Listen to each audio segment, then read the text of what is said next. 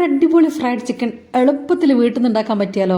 സൂപ്പറായിരിക്കില്ലേ? നമുക്ക് എപ്പോഴെങ്കിലും ഒരു പ്രാവശ്യം ഉണ്ടാക്കാമല്ലോ.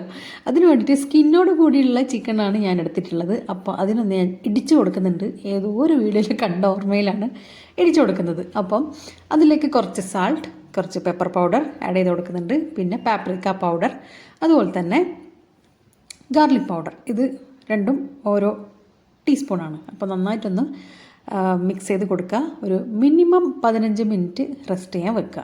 പിന്നെ കോട്ട് ചെയ്യാൻ വേണ്ടിയിട്ട് കുറച്ച് മൈദ എടുത്തിട്ടുണ്ട്. അതിലേക്ക് കുറച്ച് ഉപ്പിട്ട് കൊടുത്ത് ഒന്ന് മിക്സ് ചെയ്ത് വെച്ചിട്ടുണ്ട്. പിന്നെ 2 മുട്ടയും 3 ടീസ്പൂൺ മിൽക്കും ഇട്ട് കൊടുത്തിട്ട് നന്നായിട്ട് മിക്സ് ചെയ്ത് വെച്ചിട്ടുണ്ട്. അതൊരു സൈഡ് നമുക്ക് മാറ്റി വെക്കാം. ഇനി കോട്ട് ചെയ്യാൻ ബ്രെഡ് ക്രംസും അതിലേക്ക് കുറച്ച് ഓട്സും മിക്സ് ചെയ്യുന്നുണ്ട്. ചില ആൾക്കാർ ഓട്സ് മാത്രം മിക്സ് ചെയ്യുന്ന കാണാം, ബ്രെഡ് ക്രംസ് മാത്രം മിക്സ് ചെയ്യുന്ന കാണാം. അപ്പം ഇങ്ങനെ ചെയ്യാം.